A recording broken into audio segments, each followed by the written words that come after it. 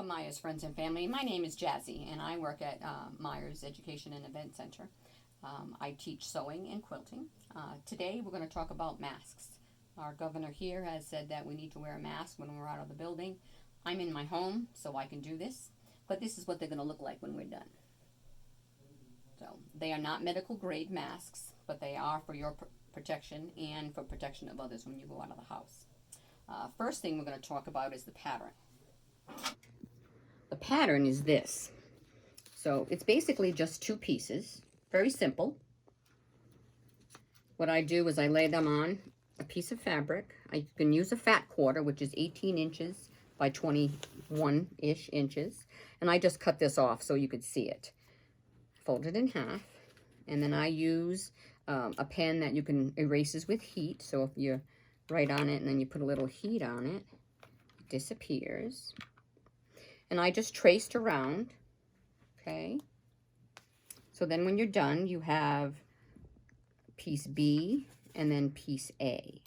So piece A is actually the back of your mask, and piece B is the front of your mask. You also need 4 strips of fabric. Each strip is 1 3/4 inches wide. You need 2 that are 14 inches. Those are for the bottom straps. And these, same width, 1 3/4 inches. And these are 18 inches long, okay? Those are your straps. So the long ones are your top straps. And the short ones are your bottom straps. Now, I've already done some here, because we don't want to spend all my time doing strips. So I'll show you how to make them, but I have 3 that are finished. So what we do, here we have a strip. Let me move the iron. Okay, so here's my strip. So what I'm going to do first is I'm going to fold, let me move my iron out of the way. I'm going to fold this in half. And I'm going to press it. Just in half the long way.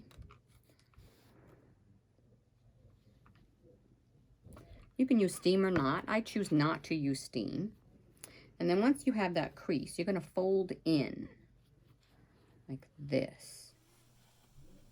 So you're folding it in. So the raw edge of your fabric folds right into that fold. And then you're going to press. So the reason I don't use steam is because this way I can leave my iron on and just fold and press. Once you have one side done, turn it over, and you do the exact same thing. You fold.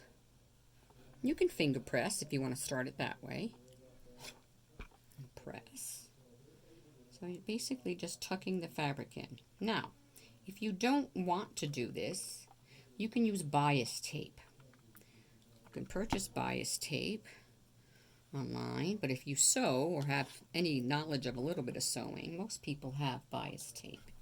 And that, I'll show you what that is. Bias tape looks like this, and then all I did onto this first mask was finish the end, which I'll show you how to do, and then just sew down the seam. And it's basically the same thing, except I didn't have to press it or fold it. It was already done for me. So this is double fold bias tape. And it really doesn't matter what color it is. Alright, so let's go on to sewing this. So what we're going to do here is we're just going to take the edge. Now, I'm using my Baby Lock Presto 2. And I have it on setting number 1, which is a back tack. So I don't usually use the regular, just simple tack. I do a back tack. When you're sewing something this narrow, you want to be cautious. I normally, when I do something like this, you can use a 1/4 inch foot, but I figured some machines don't have a 1/4 inch foot. Someone doesn't have a 1/4 inch foot. You can still use your standard sewing foot. That's about 1/8 of an inch. So all I'm doing is I'm getting very close to the edge. I'm going to hold this piece of thread here. I'm using black so you can see. And I'm going to hold it just so it doesn't get caught. It's going to automatically go backwards And then all I'm doing is stitching the edges together.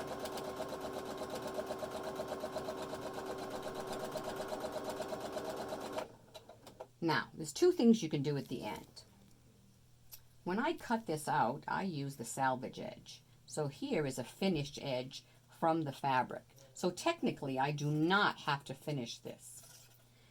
If it's not finished from the manufacturer, you can fold it up and just fingernail press it. And you're going to kind of fold it in and fold it in. Let me press it so then you can see it a little better. There. It's kind of tucking the edge in. And then I'm going to fold it again and I'm going to hold it with my finger.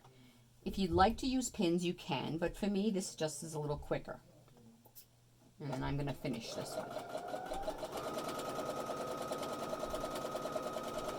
When I get to the very end, I'm going to do a pivot. So that means I lift my presser foot and I'm going to turn my tie and then I'm going to finish. And when I do a back stitch, I'm going to do the same back stitch I started off with. That just reinforces. All right. So now, always trim your threads. Otherwise, you'll be trimming threads at the very end of your project. So I trim them at the beginning. All right. And there you have it. A tie. So the raw edge one is what's going to go on the inside when we put the mats together. Alrighty then, let's put that aside. Now, I have, these are the two pieces we're going to use. I have, this is piece A, and this is piece B. So I'm going to put A together first. We are going to put right sides together. And like I said before, if you have a 1/4 inch foot, you may use it. If you do not, kind of guesstimate. You don't want a big wide seam, but you don't want something really too small. Still in the same stitch, I'm not going to change it. I'm going to do about a 1/4 inch seam and I'm going to stitch the curved edge. Now if you're not used to doing curves, just take your time. There's no need to rush. This is pretty easy.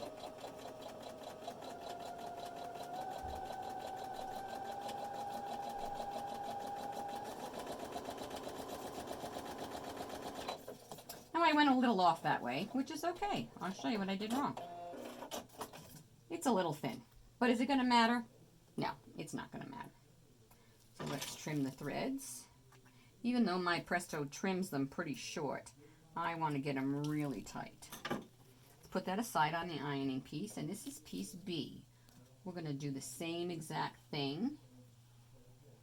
Line them up together, and we're going to do that curve.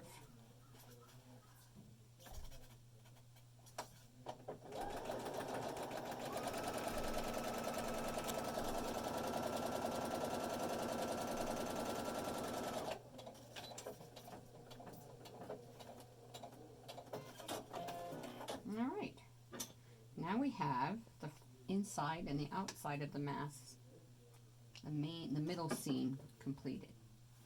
Now, a couple of things you can do. You can use pinking shears and trim this if you like, or you can take snippers and just kind of snip just halfway in.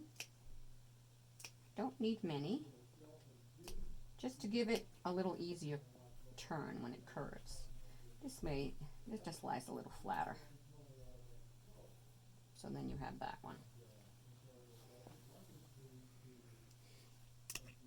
And I'll press it so you can see it a little bit better. Let's go back to this one. And you can press them this way.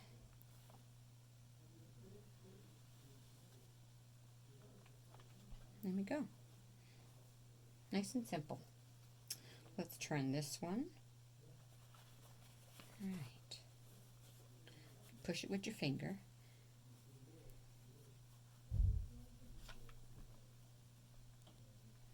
Now, there's other ways you can press it.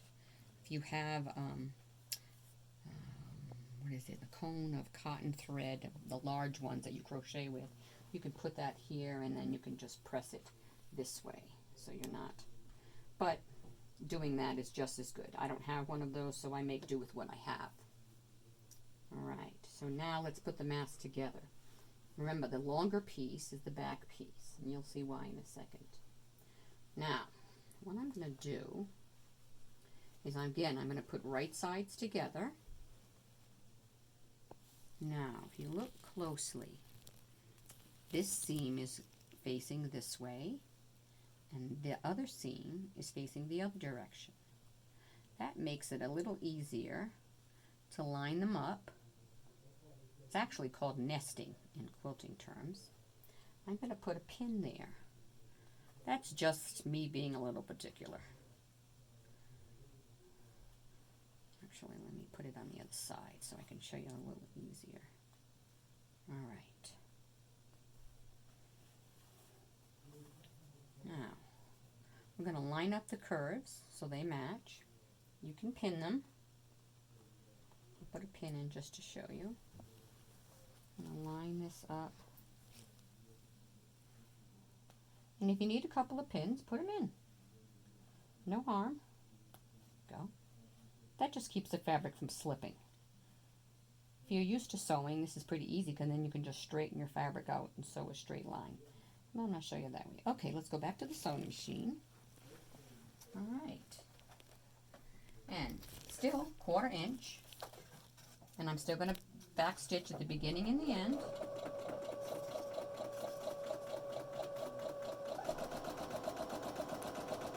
When I get to the top,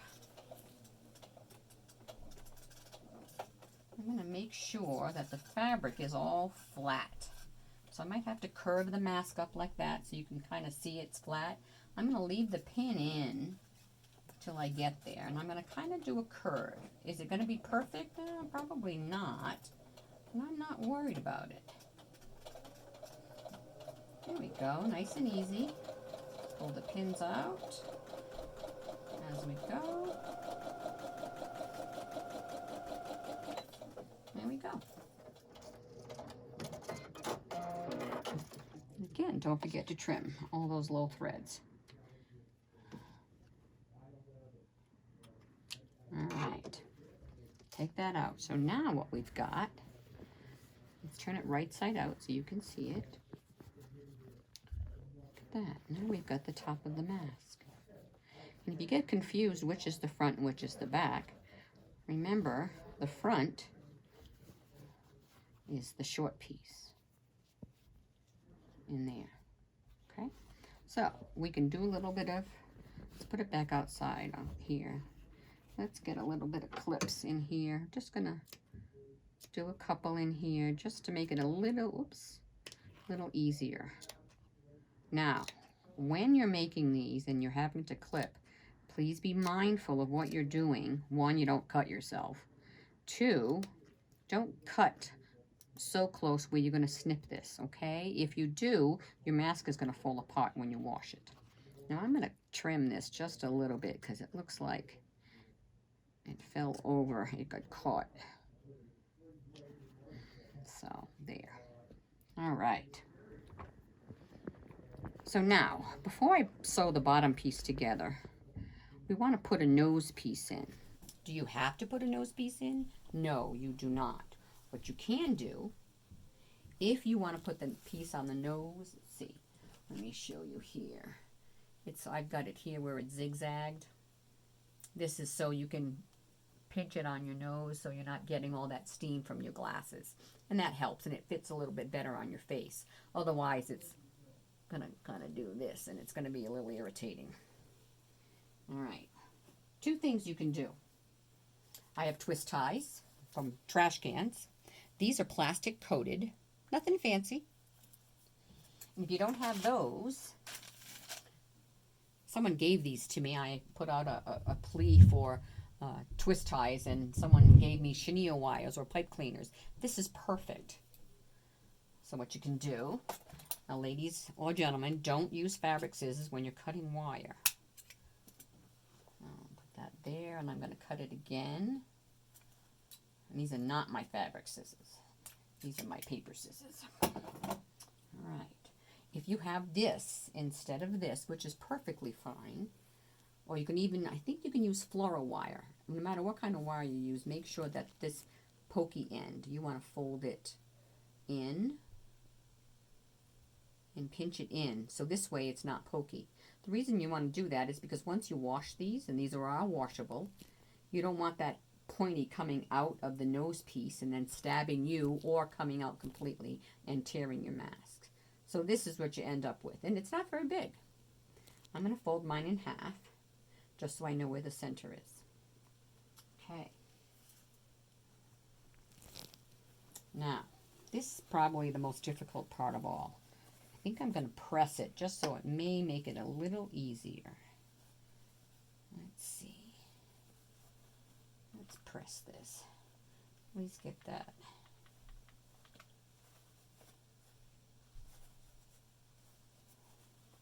And what I'm ironing on or pressing on is a wool mat.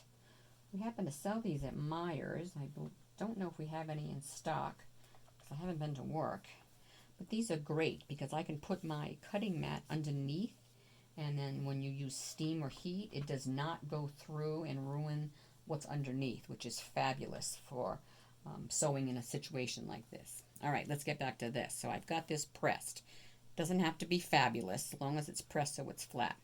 Now, I'm going to open this up like this. Notice we have all this fabric. All right. I'm going to unbend this just a little so I can kind of put it on, center it. So I know this is the center, and I'm going to kind of line it up. Now, I am putting it, this is my front because that's my short end. I'm putting it on, I'm putting it on top of all that fabric, okay? And I'm doing that because once I didn't do it and it got caught when I was sewing. So I'm going to hold it really close and I'm going to fold it over. I'm going to show you. I'm going to pin it. Just kind of pinning it in place. There's one. Two, and I'll stick my hand in there and make sure that it's close. If it moves a little, I wouldn't be too concerned. Okay, now let's look inside if you can see it. Granted, the pins are hiding it, but you can't really see it, which is kind of a good thing. All right, so now I have to find my place. A couple of things you can do. I want to zigzag from the beginning to the end. And go past it. So that's about where, inside there is where I kept that wire, the chenille wire. Let me put this down. All right, so what I'm going to do is I'm going to change the setting on my sewing machine. On my baby lock, on my Presto 2, I'm going to go to number 10.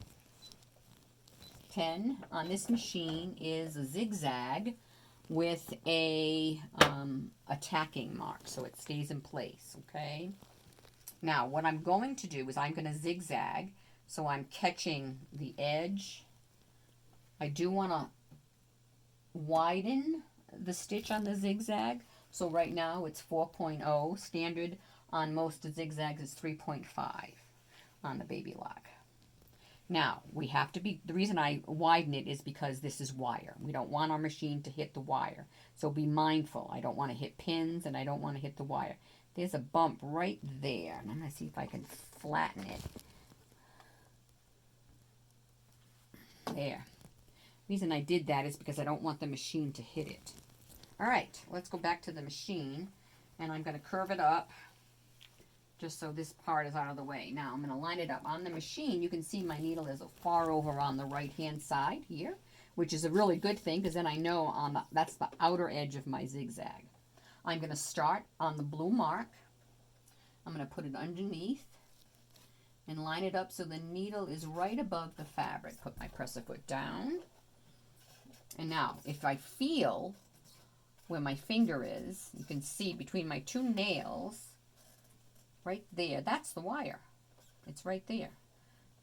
It's going to be a big bump right here, but we'll make sure that it goes over. So, let's start. I'm going to take a pin out and go slow. Make sure that I'm going over the wire. If you look closely, you can see where the wire is now. You can see it. Now, I can tell right there it's going to get stuck. I have something called a purple thing, and I'll show you how that works once we get there. take another pin out. Oh, I didn't have to. It went. This thing is called a purple thing. It has a flat piece and it has a curved edge. When things get stuck and you don't want to have to lift, you can use this to flatten or push. If you don't have this, try using maybe the end of your brush, your cleaning brush, or you could use, let's see, a chopstick, but please do not use scissors because these are pointy and it'll cut your fabric and then you're going to have a hole and it's going to fray. All right, let's get back to the zigzag now. I'm going to be mindful where I'm going, make sure I'm going over it. There we go. All right, take the last pin out and I'm almost to the end. All right. Let's see what that looks like. All right. So that is holding it. Now, if you want to make sure you get it, let's look inside. Look at that. You can see the little bit of a tinsel, and that piece is just a little bit out. I'm honestly not going to worry about it if it was more than that. What I would do is go back, fold it back down, and then re-zigzag that place. But that's not going to come out, so I'm not worried. All right, let's trim our threads. All right, so let's get back to putting it together. So flip it again, right sides together. I'm going to go back to our seams in the middle, and we're going to line them up, pin them.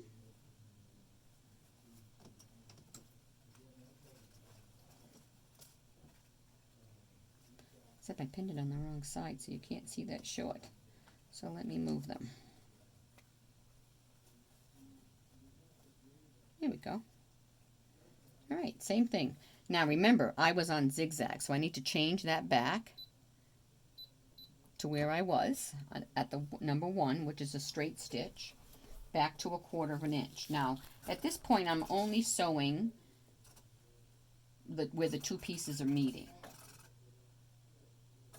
All right.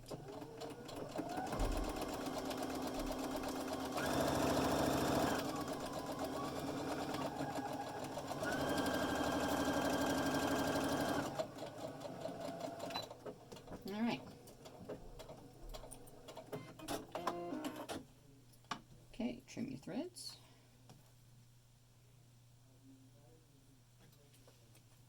All right, so now we have the top and the bottom sewed. It's still right side on the inside. So now we're going to turn it right side out. And stick it through. Now don't worry about the wire, because the wire, remember, it's bendable. It's chenille wire or twist tie. There we go. Let's give that a little bit of a press. Give it some heat.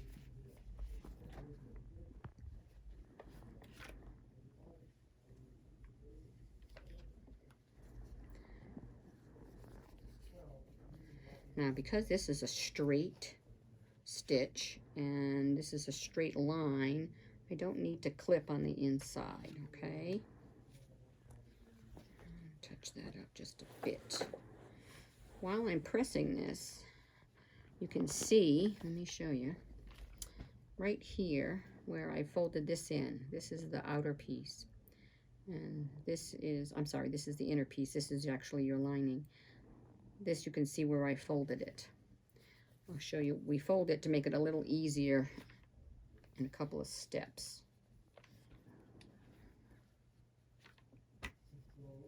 All right. Now, you don't have to, but what I do is I top stitch all this just to keep it from flopping around. So I'll do that really quick. And when I top stitch, I'm going to top stitch from the edge of the fabric all the way through to the zigzag, and then from the zigzag all the way to the edge, and then I'll also do the bottom. So let's do that.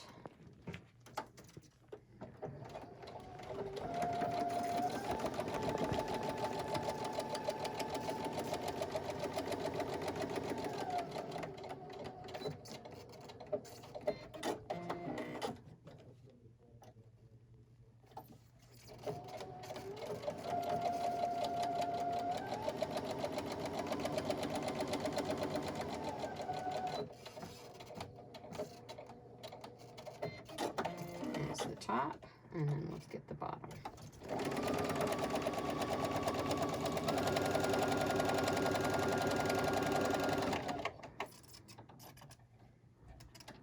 Make sure that stays flat.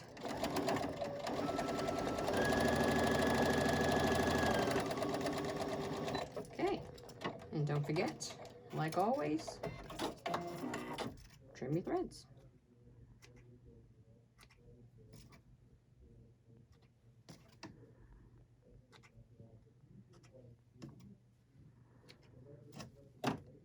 Oop, got a big bunch of threads there, that's okay. All right, so now back to pressing, just for a second. So we've got this edge, a single layer of fabric. You want to fold it in and press. And fold it in again and press. Do the other side the exact same way.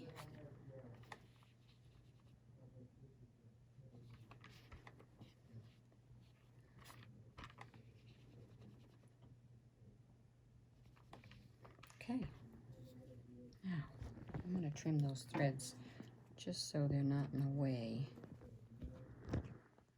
This is just the fabric fraying. I used fat quarters for this. You can just use yardage if you'd like. All right, so now we know that this is the top of the mask because that's where our nose piece goes. So now let's get our straps. We have 2 long and 2 short. 1, 2, 3, and 4.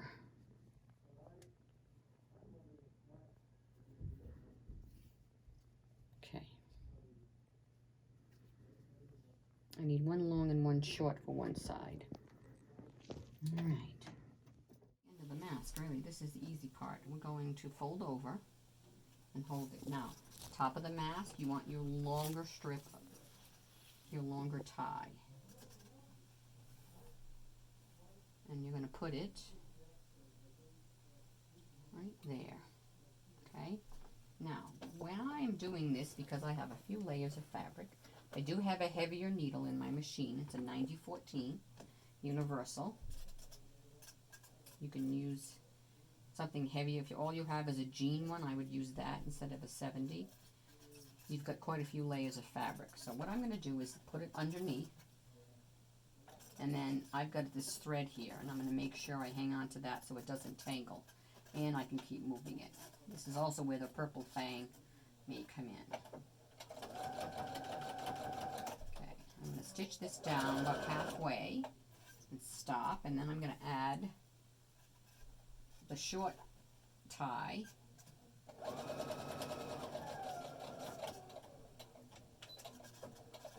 And we'll put that there. Alright, trim your threads. Now, what I do, and this is important because it's helpful to the person wearing it, I'm going to put the ties this way. And I'm going to tack down here where my thumbnail is, and then here where my thumbnail is. 2 reasons. One, what happens is that this makes it stronger, because when you tie and you're pulling, this is going to be the weak spot on your mask.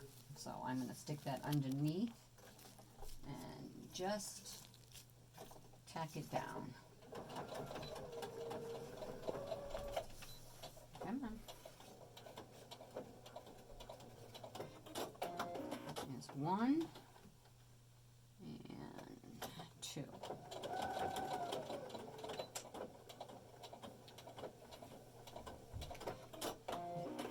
All right. And there it is, it's tacked down. You're going to do the exact same thing on the other side.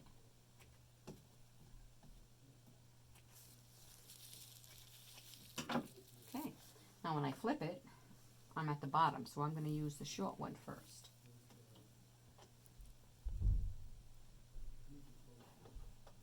Make sure my thread is out, so if I get stuck, I've got something to pull. There we go.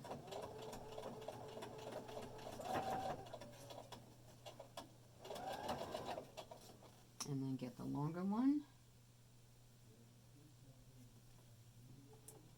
It's the top tie.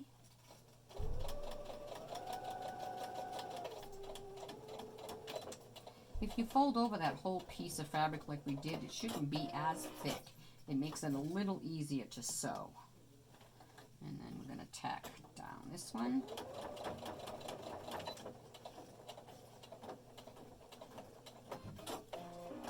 And slide this one over. Let's get that.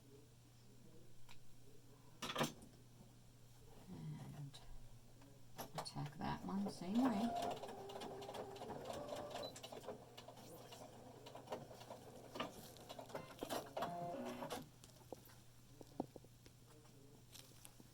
Trim your threads. Whoops.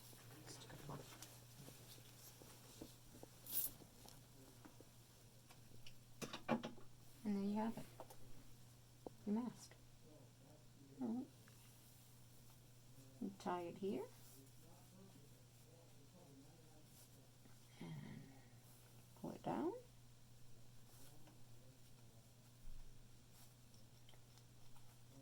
Pinch the nose so it's not as bad. And there you have it. This way, if you're in the car driving, it's hard to drive. You can slide this down, wear it on your neck, and then pull it back up when you get out of your car or you go outside. All right, there you have it. All right, that's one of the ways of making masks. There's a whole lot more we can do, but this one is standard simple. If you can do a straight line, I think you can do this. In all the stuff that we'll send you with this, there will be my email. If you have any questions, please feel free to contact me. I'll be glad to help you. So thank you very much, and be safe out there, folks.